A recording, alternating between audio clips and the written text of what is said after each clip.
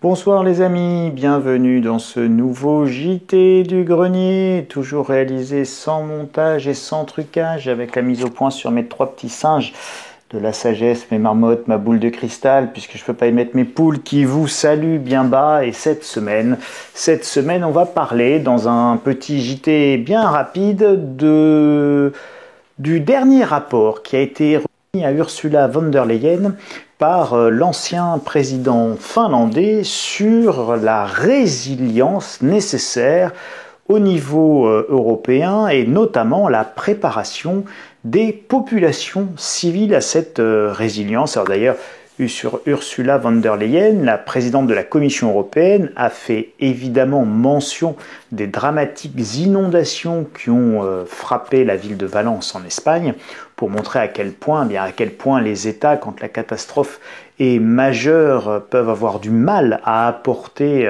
de l'aide humanitaire de manière extrêmement rapide. Quand les routes sont bloquées, quand il n'y a pas les stocks préparés, quand, bref, les gens et les populations civiles se retrouvent seules face à elles-mêmes. Et donc on a vu spontanément les Espagnols organiser leur propre solidarité et leur propre assistance. Et finalement, il y a beaucoup plus d'Espagnols en train d'aider des Espagnols, d'apporter des bouteilles d'eau des zones non frappées aux zones frappées et dévastées, que vous n'allez trouver de pompiers ou de militaires en train d'apporter des bouteilles d'eau. Donc l'Europe en fait veut nous préparer au pire et c'est le rapport, alors je ne parle pas finnois, je ne suis pas un locuteur finnois, manière élégante de dire que je ne parle pas le finlandais. Donc le rapport a été écrit par Sauli Niinisto, ancien donc président de la République de Finlande. Il a été remis et donc c'est décoder les crises d'aujourd'hui. Alors je crois que j'ai la voilà. C'est Ensemble plus en sécurité, c'est le titre de ce rapport si on le traduit en français. En anglais c'est Safer Together. Voilà, c'est le titre de ce rapport de la Commission européenne qui a été rendu par cet ancien président pour le compte d'Ursula von der Leyen. Alors, préparation complète, alors, décoder les crises d'aujourd'hui et anticiper les menaces de demain. Malin le lynx, évidemment, on aimerait tous connaître les menaces de demain. Quant aux crises d'aujourd'hui, on les connaît tous et on les connaît donc toutes, ces crises d'aujourd'hui. Vous les connaissez, c'est la crise évidemment climatique, c'est la crise énergétique, c'est la crise militaire avec ce qui se passe en Russie. Bref, vous pouvez nous rajouter une crise économique, une crise de la dette. Allez-y, n'en jetez plus, la coupe est pleine. La crise géopolitique, la crise de la démondialisation et des tensions avec la Chine ou les BRICS. Bref, vous voyez bien cette accumulation de crises qui viennent donc menacer la stabilité. Alors là, il parle des différents multiplicateurs de risques et bien évidemment, par exemple, dans ces multiplicateurs de risques qui vont aggraver toutes les crises potentielles auxquelles nous sommes confrontés.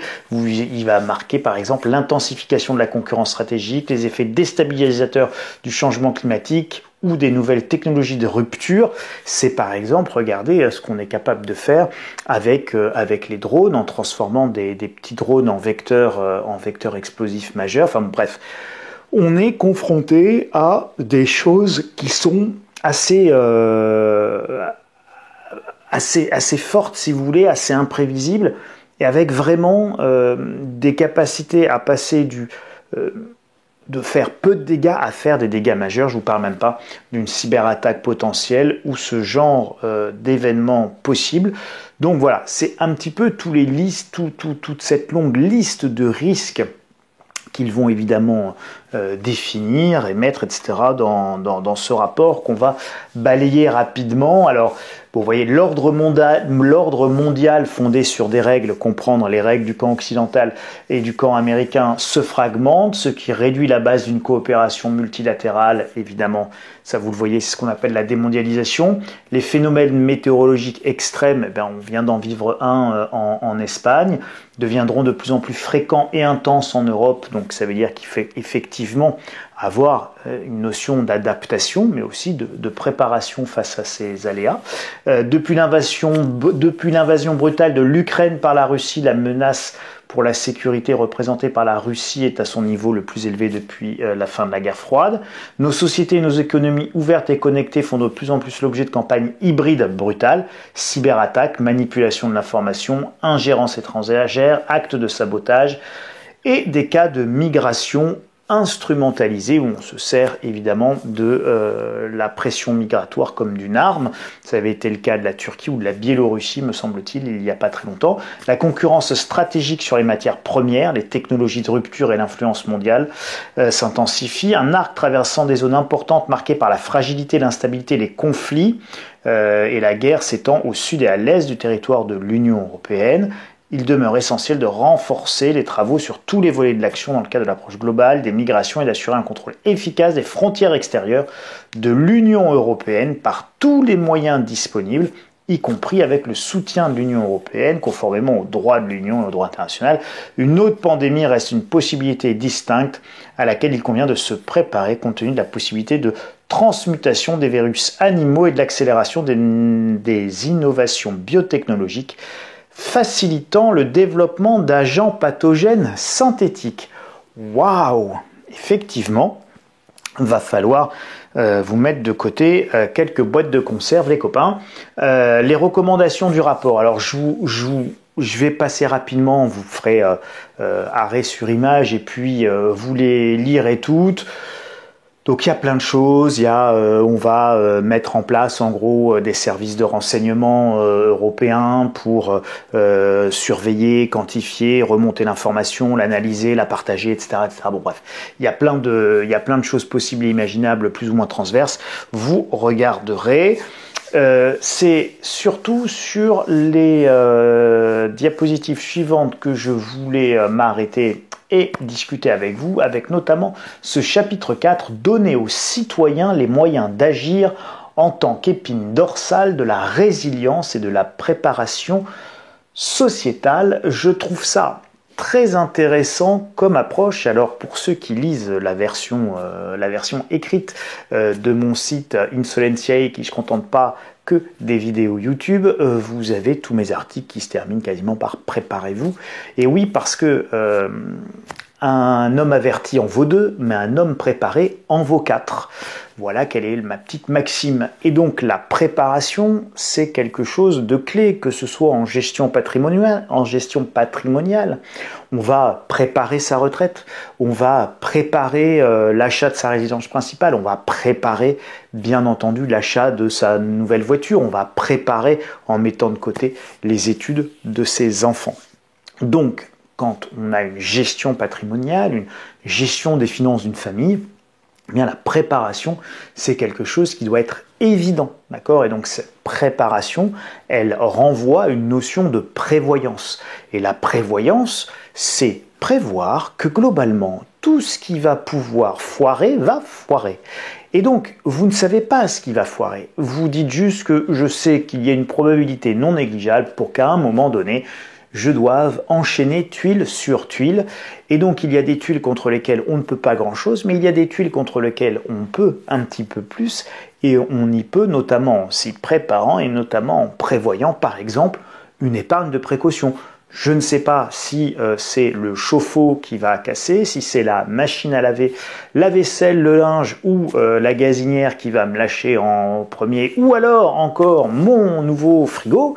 Que sais-je, mais je sais que globalement, je vais devoir faire face à un imprévu. C'est ce que j'appelle les inconnus connus. Je ne sais pas ce qui va foirer et qui va me poser problème, mais je sais que ça va foirer et que ça va poser problème. Donc je le prévois, et je prévois que j'aurai les roues de la voiture à changer ou que j'aurai une réparation que je n'avais pas prévue, évidemment, à réaliser. Donc tout ça, c'est le côté prévoyance qui est un côté fondamental et indispensable depuis la nuit des temps. On a inventé les greniers exactement pour ça.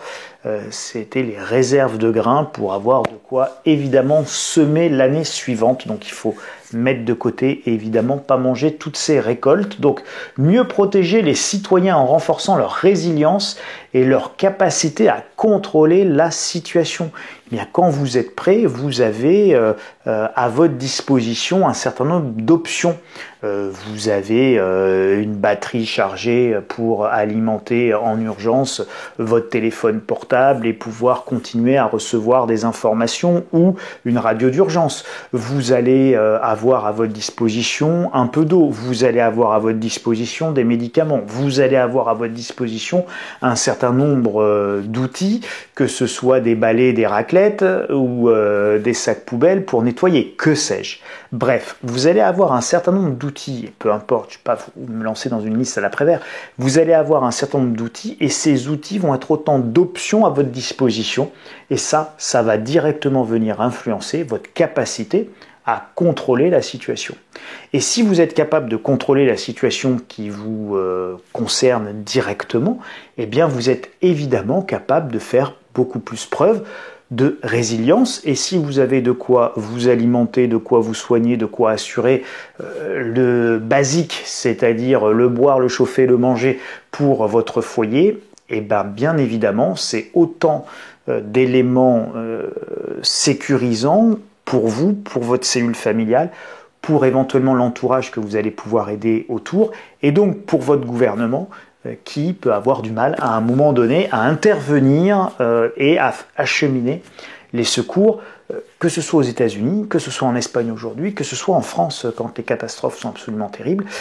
Acheminer les secours est toujours problématique et ça peut être toujours beaucoup plus long, bien entendu, que le besoin de secours lui-même. La participation active des citoyens à la préparation aux crises commence par leur sensibilisation aux risques et aux menaces.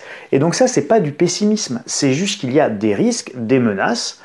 Ça a toujours été le cas. D'accord? Vous savez, moi j'aime bien, tiens, je vais vous faire une petite digression, c'est pas le moment, d'accord? C'est pas le moment de faire un enfant, c'est pas le moment d'acheter la maison, c'est pas le moment d'avoir un projet, c'est pas le moment de se lancer dans l'entrepreneuriat, c'est pas le moment de quitter mon employeur, c'est pas le moment. Alors effectivement, c'est jamais le moment. Et si je vous la fais courte et rapide, le gars qui est né 1900, il est en 1900. Bon, on va dire qu'à 14 ans, il devait travailler. C'est pas le moment, c'était la Première Guerre mondiale, 1914, d'accord? Bon, 1918, la France, elle est exsangue, elle est ruinée, il y a eu 2,5 millions de morts. Bon, donc c'est pas le moment, d'accord? Bon, et puis après, vous allez avoir la crise de 29, ça va pas être le moment. Puis vous allez avoir la Deuxième Guerre mondiale, 39-45, c'est pas le moment. D'ailleurs, c'était même pas le moment en 1936, puisque c'était en 1933, l'arrivée d'Hitler au pouvoir, etc. Bon, donc c'est pas le moment, d'accord? Et puis va se passer la Deuxième Guerre mondiale. Bon, la France ressort de là, elle est exsangue, elle est détruite, on est ruiné. C'est pas le moment. Bon, et puis finalement, il va y avoir la guerre d'Indochine, juste après, c'est pas le moment. Puis il va y avoir la guerre d'Algérie, c'est pas le moment. Et la guerre d'Algérie, les accords d'Évian, c'est 64, me semble-t-il, vous corrigerez si je vous dis une bêtise. Enfin, c'est dans ces eaux-là, les accords d'Évian et la fin de la guerre d'Algérie. Bon, c'est pas le moment. Et puis après, va y avoir quoi? Va y avoir la guerre des 6 jours, va y avoir la guerre du Kippour, va y avoir le choc pétrolier, d'accord, avec les guerres au Moyen-Orient, etc. C'est pas le moment. On va se taper l'inflation, une très très forte inflation des années 70 et 80. En 1980-81, là, c'est l'apparition du chômage. On n'avait jamais vu, on avait connu 30 ans de plein emploi et tout d'un coup le chômage. C'est pas le moment. Et puis on arrive, effondrement de l'URSS en 1989, chute du mur de Berlin, c'est pas le moment. Crise financière, crise économique en 87, krach boursier, c'est pas le moment. Bon, je continue comme ça, je vous la fais courte, vous avez la bulle internet, la guerre en Yougoslavie, la première guerre du Golfe, en 91, la deuxième guerre du Golfe, les plus anciens se souviennent de l'effroi et de la peur qu'il y avait eu quand il y avait eu la première guerre du Golfe, il n'y avait plus un rayon de sucre, de farine et d'huile qui était achalandé puisque les gens avaient fait des courses absolument massives de peur de manquer comme lors de la guerre précédente, etc., etc. Si vous listez tous les événements, eh bien finalement, ça n'est jamais le moment, d'accord? Donc c'est pas une question de pessimisme. Nous vivons dans un monde qui est profondément instable. On a l'illusion de la stabilité, mais la réalité, c'est que nous avons toujours vécu dans un monde qui est totalement instable. Et c'était une réflexion que je voulais partager avec vous. Et je vous laisse tirer tous les traits et faire la liste de tous les événements ou de toutes les crises que nous avons vécues, jusqu'à la crise de la pandémie et du Covid, et peu importe vos convictions sur ce sujet-là, c'est pas le problème. Les marchés boursiers se sont effondrés, ils se sont redressés, on a été confinés, bref, d'accord, donc tout ça a bien eu lieu. Donc, nous avons vécu des chocs et des successions de chocs. Et qui que vous soyez, quel que soit votre âge, si vous commencez à faire la liste des chocs, des crises que vous avez déjà vécues de votre vivant, ben vous allez voir que c'est une longue liste ininterrompue. Donc, ce n'est pas du pessimisme, c'est un état de fait. Et c'est pas un état de fait qui ne concerne que nos générations ou que notre époque actuelle. Je peux remonter jusqu'aux guerres de 100 ans qui ont duré 100 ans pour vous expliquer que ça n'a jamais été le moment et que ça ne sera jamais le moment. Et la peste noire, et les épidémies, et tout ce que vous voulez au Moyen-Âge, puis la Révolution française, puis les guerres napoléoniennes, puis la terreur, enfin c'était avant, hein, je ne vais pas dans l'ordre, vous avez compris.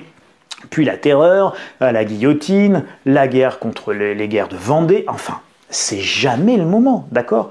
Vous avez l'illusion, et on nous vend l'illusion d'un monde qui serait stable. En réalité, l'instabilité est notre lot. Donc la résilience et la prévoyance pour naviguer dans ces mondes qui sont forcément instables sont une donnée clé, une donnée de base, et donc je trouve que c'est plutôt intéressant. Pour le coup, et moi qui suis critique à l'égard de l'Union européenne, de voir au moins cette idée d'associer les populations, de travailler la résilience des populations avec une attention particulière à la résilience psychologique des citoyens, à leur bien-être mental et à leur capacité à long terme de faire face à un environnement caractérisé par un risque et une instabilité accrue. Alors accrue, rien du tout, Lulu, rien du tout, il n'y a rien d'accru. Vous l'avez compris, j'ai essayé non pas de l'affirmer, mais de vous l'argumenter, de vous le démontrer à travers comme ça une petite liste d'événements historiques successifs. L'instabilité n'est pas accrue aujourd'hui, l'instabilité est une donnée de base de la vie humaine et de l'histoire humaine. Voilà. La capacité des citoyens à agir face à une catastrophe ou à l'adversité doit être renforcée en améliorant la préparation des individus et des ménages. Et c'est une bonne idée, c'est une excellente idée. Et si on est tous plus nombreux à être résilients, si on est plus nombreux à être plus débrouillards, si on est plus nombreux à être capable d'avoir des bons réflexes, si on est plus nombreux à avoir fait notre brevet de secourisme, si on est plus nombreux à avoir un petit peu de stock pour aider les voisins et s'aider soi-même, eh bien on sera forcément collectivement beaucoup plus fort. Et c'est évidemment quelque chose d'intéressant comme objectif à poursuivre. Voilà, hein, quand on parle de côté citoyen, d'entraide, bah c'est bien, mais enfin pour ça, pour pouvoir entraider, eh bien, faut être fort soi-même, faut être résilient, faut avoir des compétences, faut avoir des outils, faut avoir des connaissances, faut avoir des options à sa disposition pour pouvoir aider. Donc la solidarité, c'est pas juste « Oh là là, qu'est-ce que c'est bien d'être solidaire !» Ah, moi je crois, il faut qu'on soit solidaire entre nous.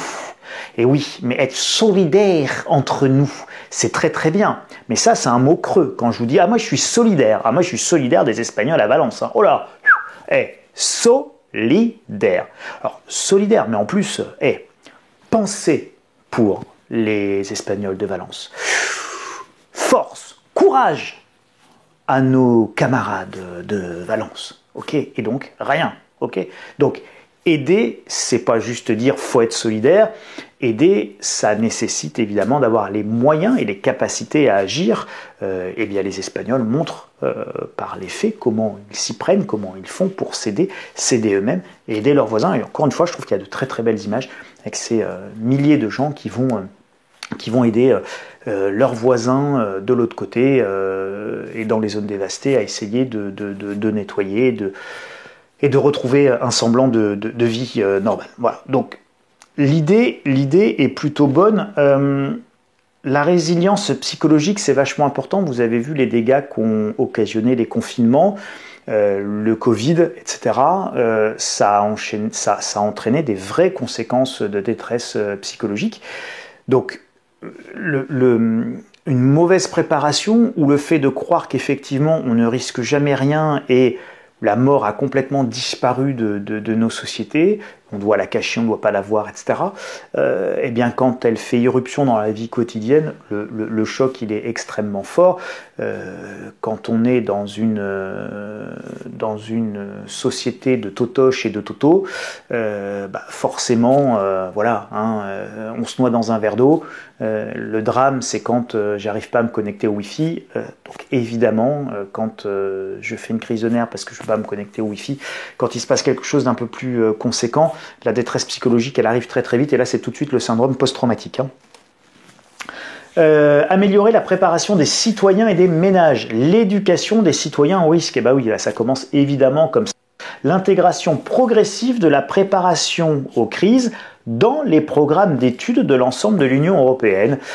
Oui, bon, plutôt que de nous apprendre toutes les positions du Kama Sutra en classe de 5e, peut-être qu'effectivement, apprendre la préparation face aux crises, la résilience, la notion de prévoyance, c'est plus intéressant en termes scolaires. Et promouvoir un objectif d'autosuffisance de 72 heures au moyen de campagnes d'information coordonnées, en s'appuyant sur les travaux en cours dans le contexte programme Prepare UE, enfin European Union.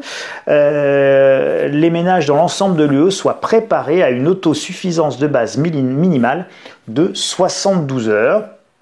Et donc, en diffusant des lignes directrices communes ou coordonnées sur la constitution de stocks, la manière d'évacuer, les situations d'urgence et notamment les situations CBRN, donc c'est en anglais, nous c'est NRBC, et ça veut dire nucléaire, radiologique, bactériologique et chimique, que des choses joyeuses et des risques fort sympathiques à affronter, l'accès aux services médicaux ou la scolarisation dans les situations d'urgence, bref. C'est la vraie résilience. Et la résilience, vous avez pu l'expérimenter, notamment, bien entendu, pendant la pandémie, pendant le Covid, pendant les confinements. Alors là, on a eu peu de ruptures d'approvisionnement, mais en étant enfermé, on a dû gérer la scolarisation des enfants alors qu'il n'y avait plus d'école, qu'il n'y avait pas de continuité pédagogique, qu'on n'était pas prêt évidemment, ni nous les parents, ni l'éducation nationale en tant qu'institution. C'est pas un reproche, hein, c'est juste une observation qui était évidente. Personne n'était prêt à se transformer en maîtresse d'école ou en professeur de lycée en mathématiques supérieures alors qu'on n'était pas forcément les parents bons en maths quand on était lycéen, etc., etc. Donc, vous voyez, tout ça, ça a évidemment posé des problèmes majeurs et on n'est pas prêt. Alors, ceux qui veulent, vous avez la source, vous tapez soit sur Internet, renforcer la préparation de l'État et de préparation civile et militaire de l'Europe, rapport du conseiller spécial Ninisto, soit vous avez le lien ici, vous faites un arrêt sur image et vous le copiez. Associer les organisations de la société civile, syndicats et employeurs et parler de la sécurité de la préparation dans différents contextes, y compris sur le lieu de travail. Et oui, alors tout ça, ça a été traité 1000 fois par ce qu'on appelle les survivalistes, les preppers, ceux qui se préparent, alors ceux qui veulent aller plus loin sur toutes ces notions de résilience, de préparation, vous avez une littérature ultra abondante et maintenant complètement disponible en français, puisqu'il y a tout un courant dans la francophonie. Vous trouverez très vite, vous tapez survivalisme ou preppers sur votre moteur de recherche préféré et vous n'avez plus qu'à tirer la pelote pour tout simplement entamer une démarche ou une réflexion de préparation pour vos 72 heures si vous voulez prendre de l'avance sur l'Union européenne. Ça c'était chouette, je voulais vous en parler aussi parce que je trouvais que c'était un petit passage intéressant, vous voulez comme ça, hein, dans ce rapport. La coopération publique-privée, comprenez la coopération de la dépense du public pour les gains du privé. Oups. Enfin, je dis ça, je dis rien. Mettre en place des mécanismes plus solides de partage d'informations et de coordination avec les secteurs publics et privés. Envisager des mesures de flexibilité, ça c'est génial, ça c'est exquis. Des mesures de flexibilité ciblées et temporaires et des dispositions d'urgence dans la législation afin de mieux permettre au secteur privé d'être un acteur de la préparation et de la réaction aux crises. Comprenez par là qu'il y a tellement de limitations de règles, de lois, de normes, de règlements que quand c'est le bazar et quand on est face évidemment à une crise majeure, eh bien on ne peut pas raisonner en temps de crise majeure comme on raisonne bien entendu en temps de paix. Donc toutes les normes, règles, règlements, lois, sous-commission, sous-comité, autorisation préalable, blablabla, blablabla, tout ça, si on veut être efficace à un moment donné, il faut s'asseoir dessus. Donc toutes ces belles réglementations qu'on empile, en réalité, elles ne servent à rien. Plus à rien. 2 secondes. Je vous demande 2 secondes. Oui, si, c'est bon. J'ai eu peur que mon micro ne marche pas. C'eût été ballot de m'en rendre compte qu'à ce moment-là de la vidéo.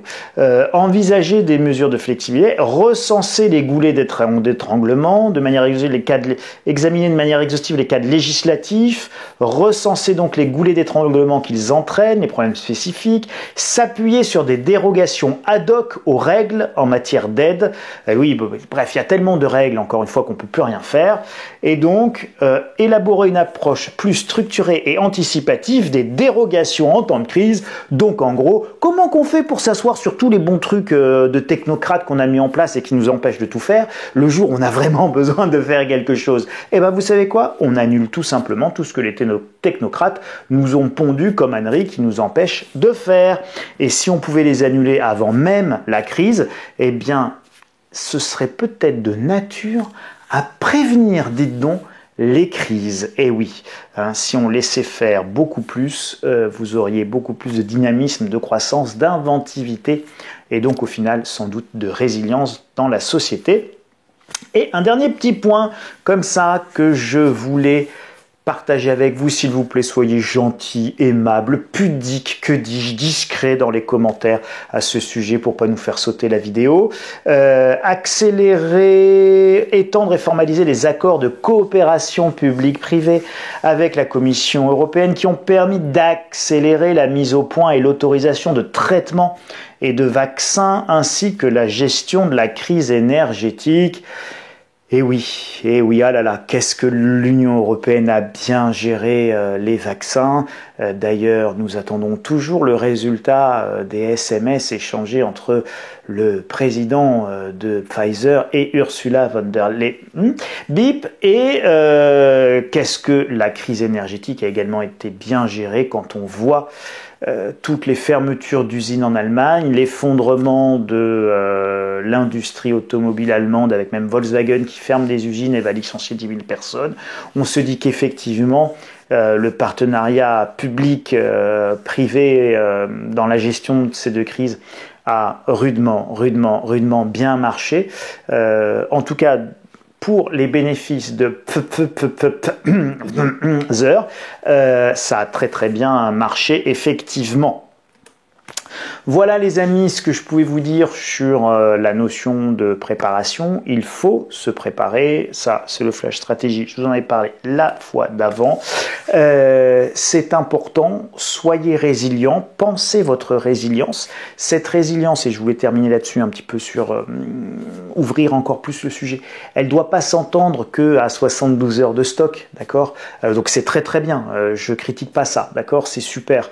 D'ailleurs, 72 heures de stock, rien ne vous empêche de faire 7 jours en réalité si vous avez un petit peu de place, et puis ça vous évitera de courir tout le temps faire des courses en réalité, et ça peut peut-être même vous libérer du temps de faire moins souvent des courses un peu plus importantes par exemple, je sais pas. Donc avoir une résilience même de 7 jours ou de 10 jours et vous mettez le curseur là où vous voulez, c'est une chose, c'est très bien. Mais ce n'est qu'une des manières de voir et d'aborder la résilience. Vous avez bien compris que ce n'est pas que la résilience de vos boîtes de conserve, même si j'appelle ça le plan épargne boîte de conserve, d'accord? La résilience, c'est aussi votre résilience professionnelle, c'est votre résilience patrimoniale, c'est votre résilience familiale. Et la résilience familiale, c'est aussi la résilience affective, et c'est la capacité bien, à aller bien, psychologiquement par exemple, et avoir une vie tout à fait équilibrée, ancrée, et faire que vous êtes bien, vous êtes heureux, vous êtes épanoui, vous savez qui vous êtes, dans quel état vous êtes et vers où vous voulez aller, d'accord? Donc la résilience, c'est ça.